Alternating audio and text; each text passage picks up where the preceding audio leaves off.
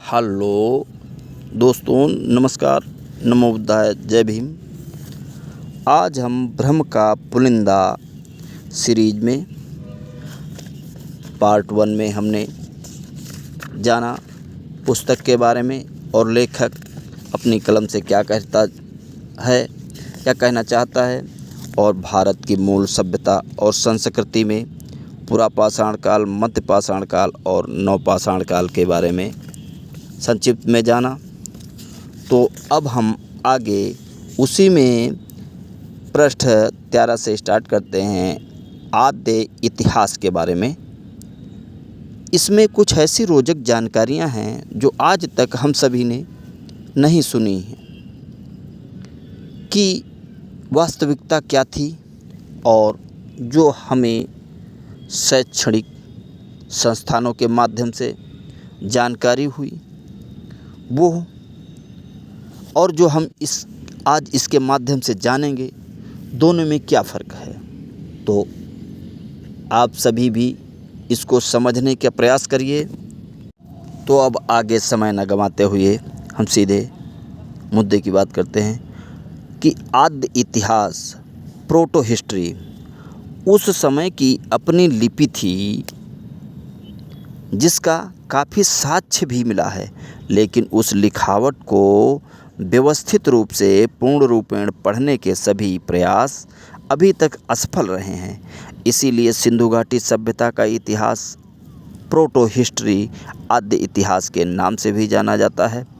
फिर भी आज के भ्रमशील अनुयायी इतिहासकार इस समय के मिले हुए चित्रों को द्वापर युग और त्रेता युग से जोड़ते हुए नहीं थकते हैं। आइए थोड़ा यहाँ भ्रमशीलों के दावों को देखा जाए। सिंधु काल की सभ्यता पाषाण काल की सभ्यता से मिले प्रमाणों से काफ़ी ज़्यादा विकसित सभ्यता दिखाई देती है, जैसा कि आप लोग ऊपर वर्णन में भी देख चुके हैं पार्ट 1 में कि सिंधु सभ्यता में लिखावट के काफ़ी साक्ष्य हमें मिले हैं, लेकिन इस लिखावट को आज तक कोई पढ़ नहीं पाया है। फिर भी कुछ भ्रमिकों का संगठित गिरोह पाषाण काल के मिले शैल चित्रों के जैसा यहाँ से प्राप्त सभी साक्ष्यों को अपनी स्वार्थ की भ्रमिक संस्कृति सतयुग और द्वापर के कथा वाले पात्रों से मिलाते हुए विवेचना करता रहता है। भ्रमिक गिरोह को ऐसा करने का एक ही मकसद है कि आज बहुसंख्यक वर्गों से मिलने वाला आर्थिक दान, सामाजिक सम्मान, राजनीतिक पहचान जिंदा रहे, बरकरार रहे, यथावत चलता रहे या आज से भी ज़्यादा ऊंची मुकाम पाएं, ताकि बहुसंख्यक वर्ग और ज़्यादा कमज़ोर बनते हुए मेरा मानसिक गुलाम बना रहे।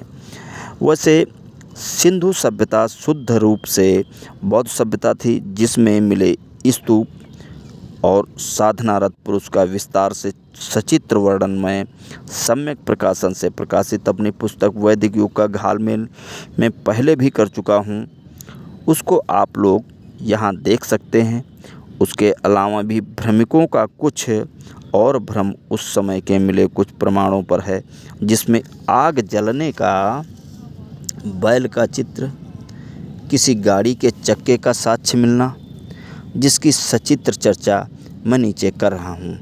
आप लोगों ने ऊपर में पाषाण काल के बने शैल चित्र पर दावेदारी देखी, उसी प्रकार यहाँ भी कुछ भ्रमिकों के अनुयायी अपनी काल्पनिक मान्यता की वजह से कुछ चित्रों पर यह कहते हुए नहीं थकते हैं कि यह हवन कुंड है, महादेव जी की नंदी बैल और महाभारत के कृष्ण का रथ हो सकता है। हो सकना और होना में कितना फ़र्क होता है, इस बात की समझ आज तक भ्रमिक लेखक या उसके संगठित गिरोह को नहीं है। सबसे पहली बात कि भ्रमिकों का सतयुग या द्वापर युग का उन्नत था। उस समय प्लास्टिक सर्जरी की तकनीक विकसित थी, रॉकेट विज्ञान की जानकारी थी, उड़न खटोला जहाज का आविष्कार हो गया था या कर लिया था, विश्व गुरु था। फिर आज अपने वजूद को स्थापित या प्रमाणित करने के लिए तुम लोग इतने प्रकार के छल प्रपंच के आलम्बन का सहारा क्यों ले रहे हो? सतयुग और द्वापर काल को इतना ज्ञानवान बताने वालों तुम्हारे द्वारा लिखित कथा के पात्रों को लिखना नहीं आता था क्या? तुम लोग तो अपनी सभी पुस्तकों के माध्यम से सतयुग और द्वापर युग वाली कथा के पात्रों से ज्ञानमयी वर्षा करवाते रहते हो।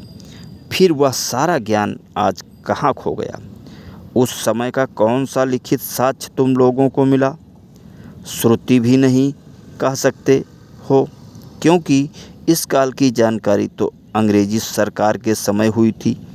फिर तुम लोग कैसे और किस आधार पर आज इतना प्रचारित कर रहे हो? तुम लोगों ने समाज में इतना भ्रम फैला दिया है कि आज हर चित्रों के साथ स्पष्टीकरण देना पड़ता है। अब इस अग्नि वाले चित्र को देखो, इस चित्र को गौर से देखो। यह घर के अंदर पूरे कमरे में अग्नि जलाने का प्रमाण है। उस कमरे के आसपास कोई मंत्र तंत्र लिखा हुआ मिला है तो क्या? बगैर मंत्र का कहीं भी आग जला हुआ मिले तो क्या उसे भ्रम बनाकर तंत्र मंत्र से जोड़ना उचित है? भ्रमिक के वंशज, आज तुम लोग ऐसा कभी पूरे कमरे में आग जलाकर कोई कर्मकांड करते हो क्या? तुम लोग तो आज खुले में तंत्र मंत्र करते हो। भ्रमिकों, तुम लोग तो हाथी का पैर पकड़कर पेड़ का तना बताने वाले लोग हो। तुम लोगों को क्या पता है कि पूरे कमरे में आग लगाकर क्या किया जाता है? तुम लोगों की बेचैनी देखकर लगता है कि कहीं मुर्दा जलने का प्रमाण या कोई खाना बनाने का निशान या ईंट भट्ठे की जली हुई पहचान को भी किसी कर्मकांड स्थल से जोड़कर बता सकते हो। तुम लोगों की बेचैनी देखकर हंसी आती है कि भला कोई अपने पूरे घर में आग जलाकर कर्मकांड करेगा। आज भी गाँव में कुछ तकनीकी जानकार हैं जो अपने घर के किसी कमरे में आग जलाते हैं। कभी समय मिले तो गांव में चले जाना, वैसा नज़ारा देखने को मिल जाएगा। गांव में मिट्टी के बर्तन बनाने वाले कुम्हार पंडित होते हैं जो अपने मिट्टी के बने कच्चे बर्तनों को पकाने हेतु भट्ठी का उपयोग करते हैं, जो बिल्कुल सिंधु घाटी में मिले भट्ठी जैसा होता है। दूसरा, फलों की खेती करने वाला एक तकनीकी समुदाय है जो अपना कच्चा फल केला को पकाने हेतु भी इसी प्रकार के कमरे में भट्ठी का उपयोग करता है। यह तकनीक सिंधु सभ्यता के निरंतर आज भी चली आ रही है, जिसे आज भी गांव कस्बों में देखा जा सकता है। लेकिन भ्रमवादियों को तो सिर्फ भ्रम का मायाजाल फैलाने से मतलब है। भ्रमिकों, भ्रम के जंजाल में निकलो, इससे निकलो तो मैं तुमको आज भी गांव में ऐसा भट्ठी दिखा सकता हूँ। दूसरा, अंग्रेज़ों द्वारा सिंधु सभ्यता की खुदाई से एक सील मिला है जिस पर बैल का चित्र बना है। फिर क्या था? इसी भ्रमवादी उस बैल के चित्र को देखकर आदि शंकर द्वारा स्थापित मायावाद वाली शैव पंथ के शंकर पार्वती के नंदी बैल से आगे मिलान करने लगे। भ्रम का जंजाल फैलाने वालों, खेती करने का साक्ष्य सिंधु सभ्यता से पूर्व मिला है। इस बात की जानकारी तुम लोगों को है या नहीं, या मुझे नहीं मालूम, लेकिन यह जान लो कि सिंधु सभ्यता से पूर्व बेलन नदी के किनारे मेहरगढ़ की सभ्यता मिली है, जिसमें खेती और पशुपालन का साक्ष्य मिला है। अब यह तो नहीं बताना पड़ेगा कि खेती बैल से होती है। मेहरगढ़ से लेकर आज तक जो भी खेती करने वाले किसान हैं वे सभी बैल का उपयोग करते हैं। बैल से अन्नदाता किसानों का जीविकोपार्जन होता है, इसीलिए अन्नदाता वर्ष के प्रारंभ में अपने बैलों की पूजा भी करते हैं। अब तुम लोग खेती करने वाले अन्नदाता किसान के घरों पर जाकर के बैलों को देख सकते हो। कुछ किसान बैलों को सजा संवार कर रखने के मिजाज वाले होते हैं। इस वजह से वैसे बैलों की खूबसूरती देखते बनती थी। वैसे बैल का फ़ोटो भ्रामिकों को आज मिल जाए तो ये लोग स्वयं शंकर बनकर तांडव करने लगेंगे। पटना के एक पुरातात्विक सम्मेलन बिहार संग्रहालय 2018 में कुछ ऐसे ही भ्रमिक विद्वान मिले जो देश में घूम घूम कर सेमिनार द्वारा कहीं का ईंट और कहीं का रोड़ा को जोड़ तोड़ करते हुए करोड़ों वर्ष पूर्व द्वापर युग एक मान्यता के रथ को बागपत उत्तर प्रदेश से प्राप्त होना साबित करने में लगे हुए हैं। यह भी सिंधु सभ्यता काल की क्या सिंधु काल की द्वापर का युग है। फिर तो सिंधु सभ्यता के में द्वापर युग वाले कुछ साक्ष्यों का मिलना और होना चाहिए था। क्यों ब्रह्मवादियों, तुम्हारे रथ वाले का नगर मिला? रथ वाले की कोई मुद्रा मिली? कोई सील मोहर मिला? गीता ज्ञान का लिखित अभिलेख मिला? आखिर यह सब जानकारी तुम लोगों को कैसे हुई? यह रथ इनके पूर्वजों द्वारा लिखित एक काल्पनिक कथा में सृष्टि की रचयिता का है। यह जानकर कितना हास्यप्रद लगता है कि जो स्वयं सृष्टि का रचयिता हो और उसके द्वारा उपयोग में लाई गई रथ को सत्यापित करने हेतु आज भ्रमिकों को सत्ता और शिक्षा को विकृत करना पड़ रहा है। जब उसने सृष्टि का निर्माण कर सभी का प्रमाण छोड़ा, तो फिर अपने रथ से भी ज़्यादा महत्वपूर्ण गीता ज्ञान को लिपिबद्ध क्यों नहीं किया? इसकी जानकारी तुम सबों को आज कैसे मिली, यह तो बता दो। जिस पाषाण काल में मनुष्य कपड़ा विहीन रहता था, उसके लाखों वर्ष पूर्व तुम्हारे पूर्वज रथ से दौड़ते थे। भ्रम फैलाने की भी एक सीमा होती है, लेकिन गांजा भांग का सेवन करने वाले भाटों ने उसको भी मजाक बनाकर छोड़ दिया। ये लोग अपने पूर्वजों द्वारा लिखित कथा के पात्रों का मुख्य साक्ष्य जैसे मुद्रा, मृदभांड, अभिलेख, नगर, राज्यादेश, किसी दूसरे देश के यात्री का यात्रा वृत्तांत आदि को न दिखाकर झूठ सच करते रहते हैं। अपने झूठे ज्ञान को बचाने हेतु कभी ये लोग समुद्र के अंदर मिले कोरल पत्थर को पुल बताते हैं, तो कभी किसानों द्वारा प्रयोग में लाई जाने वाली बैलगाड़ी के पहिए के रथ का चक्का, तो किसी बैल को शंकर का नंदी। ये लोग अपने बनाए हुए पूर्वजों के भ्रमजाल को अपने सामने टूटते हुए देखकर एकदम से उतावले हो गए हैं, जिस वजह से भांग गांजा के नशे में कुछ का कुछ जोड़कर दिखाने में मस्त हैं।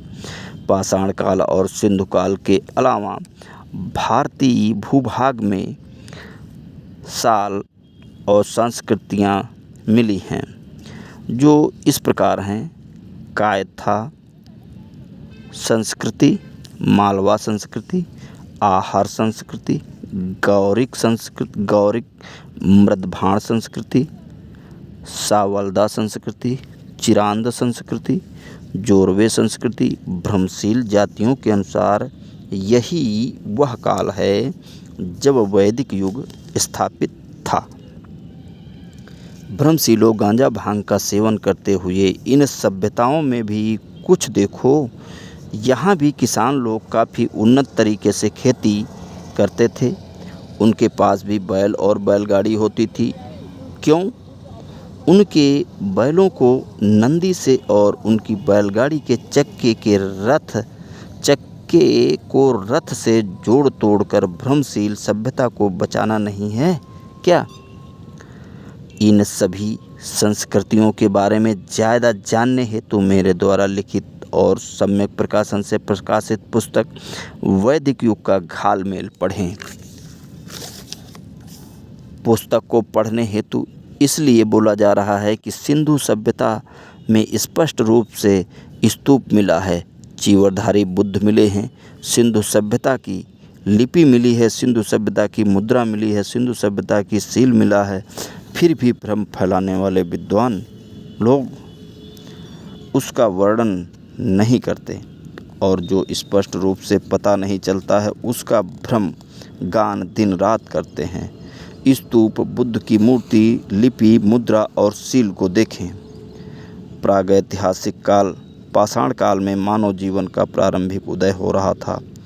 आप लोगों ने यहाँ देखा पाषाण काल के लोग व्यवस्थित मानव बनने के क्रमिक विकास में प्रयासरत थे। उस समय लिपि यानी लिखावट की बात तो भूल जाइए, समुचित भाषा का भी आविष्कार नहीं हुआ था। उस समय भाषा के नाम पर लोग सुर, आवाज़ की भाषा में स्वर का प्रयोग करते थे। पाषाण काल के लोग उसी सुर द्वारा एक दूसरे से संपर्क बनाते थे। जिस सुर को भाषा के विकास क्रम में लोग आज स्वर से जानते हैं, जैसे आ, ई, उ, ए, ओ। प्राणी जगत की सबसे पहली बोली सुर ही होता है। पाषाण काल का मानव जन्म काल के बाद का बच्चा और आज का जानवर भी इसी सुर आ, ए, ओ का उपयोग करता है। आदि इतिहास, प्रोटो हिस्ट्री काल, सिंधु काल में आप लोगों ने व्यवस्थित मानव जीवन वाली सभ्यता को देखा, जिस सभ्यता में स्पष्ट रूप से स्तूप, बुद्ध, गौतम बुद्ध नहीं जैसी वेशभूषा वाली पृष्ठ किंग की मूर्ति, उस समय की लिपि, मुद्रा और सील के स्वरूप प्राप्त हुए हैं। अब यह अलग बात है कि उस समय की लिपि को आज तक किसी के द्वारा पढ़ा नहीं जा सका है। फिर भ्रमवंशी समुदाय आज किस आधार पर प्रचारित करता है कि आज से लाखों करोड़ों वर्ष पूर्व में सतयुग 17,28,000 वर्ष, त्रेता युग 12,96,000 वर्ष, द्वापर 8,64,000 था। साथ ही उस युग में बहुत ही सुंदर सुंदर मनमोहक सभ्यता संस्कृतियों का जन्म भी होना निश्चित करता है। ऐसा वर्णन भ्रमिकों के सभी ग्रंथों द्वारा किया जाता है। अब तो उस वर्णन से भी ज़्यादा उनके कुछ तथाकथित विदेशी पुरातात्विक विद्वान सिंधु काल और बुद्ध काल के समय की खुदाई से मिली कुछ वस्तुओं का विश्लेषण रथ का चक्का और पुष्पक विमान से करते हुए नहीं थकते या करने पर तुले हैं। भ्रमवंशी लोग हैं ही ऐसे कि जब मौका देखते हैं तब कुछ भी गपोड़ कथा या उसके पात्र को प्रत्यारोपित अर्थात इम्प्लांट करते हुए भ्रम का पुलिंदा बनाने लगते हैं। यह भी नहीं सोचते कि जिस पात्र को या उससे जुड़े हुए चक्का या पुष्पक विमान का प्रत्यारोपित इम्प्लांट कर रहे हैं, उसके बारे में उसमें मेरे भ्रमवंशी पूर्वज कुछ दूसरा ही समय निर्धारित करके गए हैं। भ्रमिक पुस्तक के अनुसार रथ वाले सारथी का काल द्वापर युग 17,28,000 वर्ष पूर्व हुआ करता था। तथाकथित विदेशी पुरातात्विक विद्वान द्वारा खुदाई में मिले सिंधु सभ्यता और बुद्ध सभ्यता के अनगिनत साक्ष्यों को द्वापर सभ्यता के पात्रों का कहना कितना उपयुक्त लगता है। ये सभी पाठकों को सोचना, समझना और इसका अपने बुद्धि विवेक के द्वारा परीक्षण करना बहुत ही आवश्यक है। यदि किसी को संदेह है तो वो स्वयं इस भ्रम का पुलिंदा नामक पुस्तक को खरीद करके स्वयं पढ़ सकता है, और यदि और डाउट है तो इसे स्वयं अपने द्वारा जांच सकता है।